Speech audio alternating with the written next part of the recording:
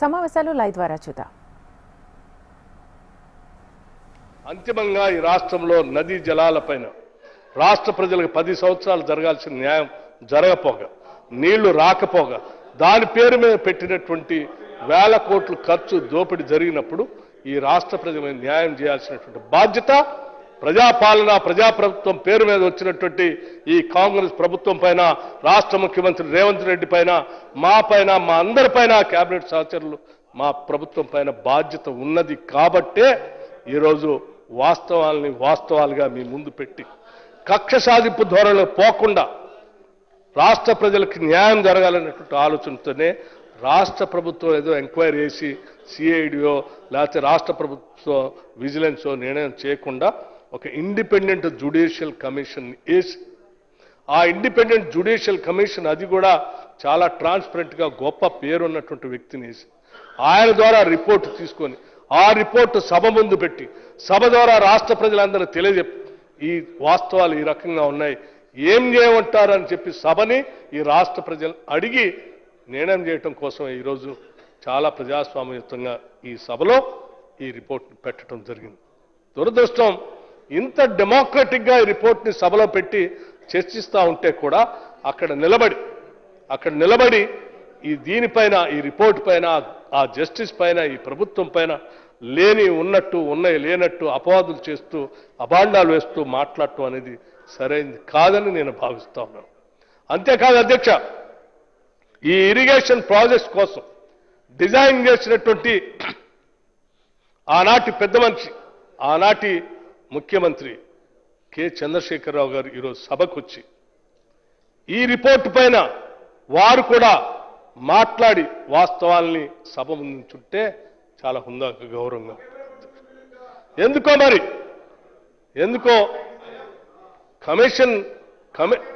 Commission గారు ఎందుకు ఇవ్వరు అధ్యక్ష?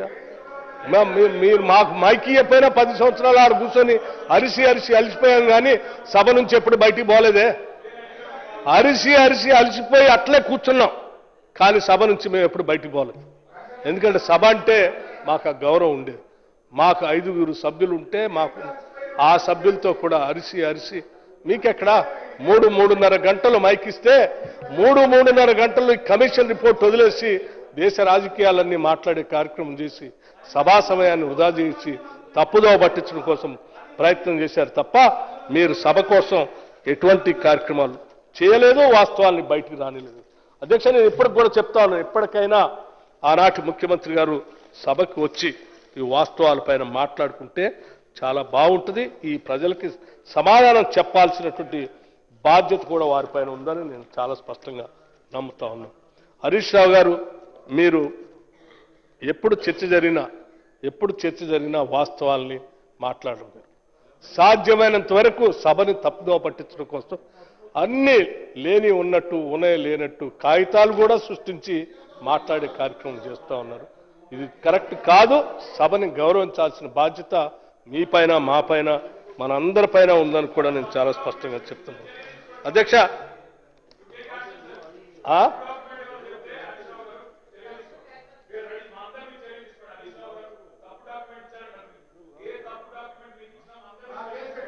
నేను ఇప్పటివరకు చెప్పినవన్నీ వాస్తవాలే కదా అధ్యక్ష, ఇప్పటివరకు చెప్పినవన్నీ అవే కదా. నేను ఒక్కొక్కటి చదివి వినిపించాను కదా, మీకు ఇంకా తృప్తి లేకపోతే మళ్ళీ చదివి వినిపిస్తాను నేను అధ్యక్ష. నేను చదివిన అన్ని రిపోర్ట్లో ఉన్నటువంటి అంశాలే నేను ముందు నుంచి చాలా స్పష్టంగా చెప్పుకుంటూ వచ్చాను అధ్యక్ష. నేను నా ప్రసంగం మొదలు పెట్టేటప్పుడు నేను చాలా స్పష్టంగా చెప్పాను, నేను మాట్లాడే అంశాలు కాంగ్రెస్ రాజకీయ పార్టీకి సంబంధించిన అంశాలు కాదు. నేను మాట్లాడే అంశాలు ఈ రాష్ట్ర ప్రభుత్వం యొక్క అభియోగాలు, అంతకంటే కాదు. నేను మాట్లాడే ప్రతి అంశం independent judicial enquiry commission Ghosh గారు ఇచ్చినటువంటి రిపోర్టు సంబంధించినటువంటి అంశాలని పేజీలతో సహా నేను చదివి ఈ సభలో పెట్టడం కోసం ప్రయత్నం చేశాను. ఇది మా వ్యక్తిగతమైనటువంటి ఆరోపణలు కాదు. మాకెవరికి కక్ష సాధింపు ధోరణి చేయాలనే ఆలోచన కూడా లేదు. కానీ రాష్ట్ర ప్రజలకు సంబంధించిన సొమ్ము దోపిడీ గురైనప్పుడు, రాష్ట్ర ప్రజలకు రావాల్సిన నదీ జలాలు రానప్పుడు తప్పనిసరిగా ఈ రాష్ట్రంలో చర్చ జరగాల్సింది. అధ్యక్ష, ఎంత నష్టం అంటే ఒక పక్కన నీళ్లు పోయినాయి, ఇంకో పక్కన డబ్బులు పోయినాయి. ఇంకో పక్కన వీళ్ళు ఆలస్యం చేయబట్టి కింద ఇంకొక నీటికి సంబంధించిన రాజకీయాలు నడిచేటువంటి కార్యక్రమం మొదలైంది. ఇవాళ బనకచర్ల అని ఆ కింద ఉన్నటువంటి ఆ ఫ్లడ్ వాటర్ను మేము వాడుకుంటామని చెప్పేటువంటి పరిస్థితి రావటానికి కేవలం మీ వల్లనే. ఒకవేళ ఆ 10 సంవత్సరాలు ఆనాటి కాంగ్రెస్ ప్రభుత్వాలు మొదలుపెట్టినటువంటి ప్రాజెక్టులు కంప్లీట్ చేసి ఉంటే అంబేద్కర్ ప్రాణహిత చేవళ్ళ పూర్తయినా, దేవాదుల పూర్తయినా, లేకపోతే కాంతానపల్లి పూర్తయినా, లేకపోతే ఇందిరాసాగర్ పూర్తయినా, రాజీవ్ సాగర్ పూర్తయినా ప్రాజెక్టుల్లో నీళ్లు మనం అందరం వాడుకునేటువంటి పరిస్థితులు ఉండేది. ఇవాళ ఫ్లడ్ వాటర్ గురించి ఈ ప్రాజెక్టులు ఏవి కంప్లీట్ చేయలేదు కాబట్టే నీళ్ళు ఆడబోతుంటే వృధాగా సముద్రంలో పోతున్న నీళ్ళేగా మేము కట్టుకుంటాం అంటున్నాం. ఎవరు దానికి కారణం? మీరే కదా. మీ వల్లే కదా ఇది ఉత్పన్నమైంది. అవి పూర్తి చేస్తుంటే ఈ పరిస్థితి ఉత్పన్నమయ్యేది కాదు కదా.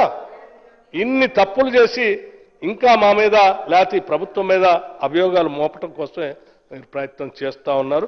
ఇది సరైనది కాదని చెప్పి నేను హరీష్ రావు గారు మాట్లాడుతూ సభలో ఉన్నటువంటి సభ్యుల్ని, మంత్రుల్ని, మిగతా వాళ్ళందరికీ కూడా విజ్ఞప్తి చేస్తా ఉన్నాం. ఏం చేద్దాం ఈ రిపోర్టు ఏం చేద్దాం? ఇది వ్యక్తిగతంగా కక్ష సాధింపు ధోరణిలో పోకుండా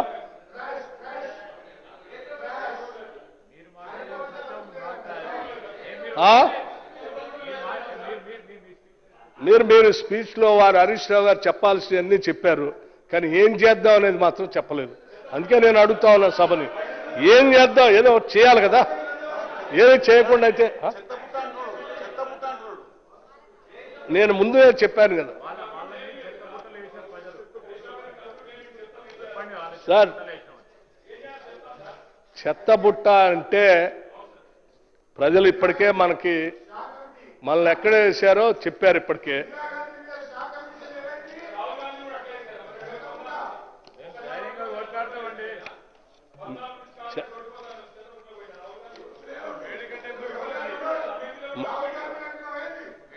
మనం మాట్లాడుకునేది ఈ రాష్ట్రానికి సంబంధించిన 1,00,000 కోట్లు దుర్వినియోగం పైన, కాళేశ్వరం పైన, నీళ్లు రానటువంటి విధానం పైన మాట్లాడుకుంటున్నాం. అదంతా వదిలేసి దేశంలో ఏదో మాట్లాడితే ఎట్లా అండి? మనం ఏం చేద్దాం? నేను ఇప్పుడు సభలో ఉన్నటువంటి పెద్దలందరినీ, నా తర్వాత కూడా చాలామంది మాట్లాడేటువంటి వాళ్ళు ఉన్నారు, వాళ్ళు కూడా ఆలోచన చేసి ఈ రిపోర్ట్ పైన ఏం చేయాలనేటువంటి అంశాన్ని సభ దృష్టికి తీసుకొని రావాల్సిందిగా నేను వారందరికీ విజ్ఞప్తి చేస్తూ, హరీష్ రావు గారికి మరొకటి కూడా నేను విజ్ఞప్తి చేయదలుచుకున్నాను. మీరు దయచేసి మాట్లాడిన ప్రతి సందర్భంలో ఏ అంశం తీసుకున్నా ఆ అంశాన్ని వదిలేసి మిగతా అంశాలన్నీ మాట్లాడుతూ ఉన్నారు. సభ మీరు 10 సంవత్సరాలు మంత్రిగా పనిచేశారు కాబట్టి కొంత గౌరవించి మీరు సబ్జెక్ట్ వదిలేసి మిగతాది మాట్లాడుతూ ఉంటే కూడా మీకు పదే అవకాశాలు ఇస్తూ ఉంది. ఇచ్చినటువంటి అవకాశం అన్నిటిని కూడా మీరు సభ సమయాన్ని వినియోగించుకొని ఆ రకంగానే చేయవలసిందిగా విజ్ఞప్తి చేస్తూ, సార్ అధ్యక్ష, నా తర్వాత కూడా చాలామంది సభ్యులు మాట్లాడే వాళ్ళకు కూడా విలువైన సమయం ఇవ్వవలసిందే కోరుతూ, ఈ కమిషన్ పైన ఒక నిర్దిష్టమైన నిర్ణయం ఈరోజు జరగాలని కోరుతూ నేను ముగిస్తా ఉన్నాను.